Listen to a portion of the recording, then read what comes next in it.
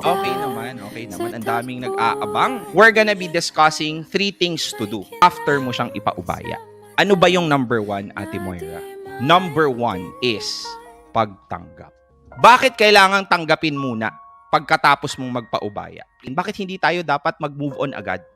Kasi without acceptance, even if ma-convince mo yung sarili mo na nakaka-move on ka, at the end of the day, if you don't really accept something fully, every single kind of moving on that you think will be fake.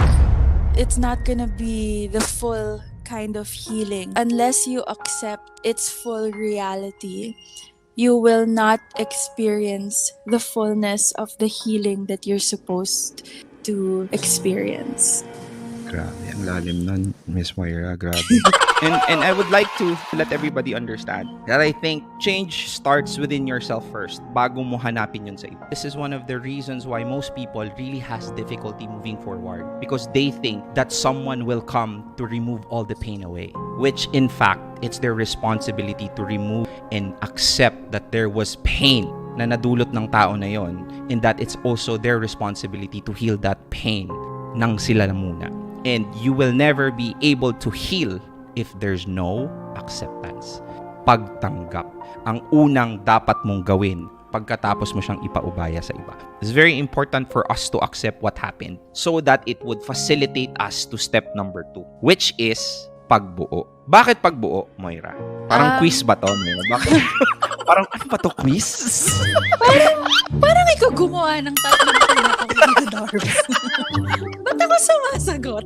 Bakit na ikaw sumasagot? Oo nga. If ever the answer is pagbuo, why do you think it is? There's something about putting to paper what you feel. There's something so freeing about it. With me, there's a reason why the seasons of my life were put into songs. Because every time that there were painful moments in my life, every time I write about them, parang tinatransfer ko yung sakit from my heart to paper. It felt like a form of therapy for me. Because at that time, I couldn't afford therapy and I was already going through depression. So songwriting really felt like my only way to ease my pain, to ease my mind of the lies that were just going in and out, in and out.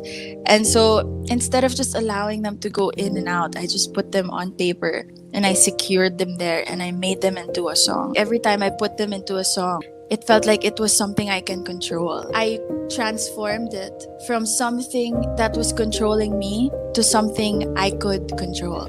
What was your process? Paano ka nagtiwalang ulit? Before I finally was able to trust again, I first had to accept and tell myself that my pain was valid. My fears were valid. Kasi ang daming beses na daming magsasabi sa atin na tapos naman na yan past naman na yan dapat move on ka na, ganyan. But a lot of times, hindi naman ganun kadaling mag-move on lang yan. A lot of times, for some people, wounds heal very fast. And sometimes, that makes it all the more hard for our wounds to heal because ba't sa kanila ang bilis mag-heal? Bakit sa akin ang tagal? Mas marami akong ginagawa para mag-heal ng mas mabilis yung sugat ko pero bakit mas mabilis mag-heal yung sugat nila? So, there are a lot of things that you have to really process within yourself and there were a lot of that in the beginning of my relationship with Jason. I think it had something to do with not just with Jason but with my career. I've been in the industry since I was 14. But I signed with my management when I was 14 turning 15. And it wasn't until 2017 that I got my big break. It's 5 years.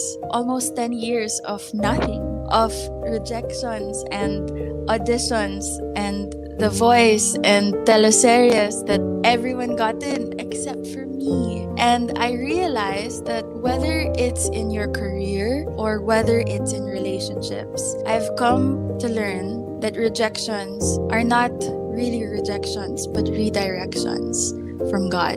And that's kind of how I saw Jason. When I kept being rejected by all these people that I fought for and then didn't fight back, I saw Jason. And I realized when I stood at the end of that altar, right in front of Jason, I thank God for all those rejections.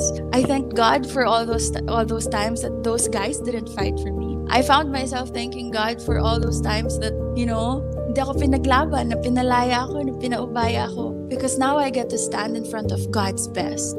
If those guys fought for me, I don't think I would have been redirected in front of Jason. So those rejections were actually redirections. It's actually our choice to define whether these rejections would stay as rejections or if we define them as redirections.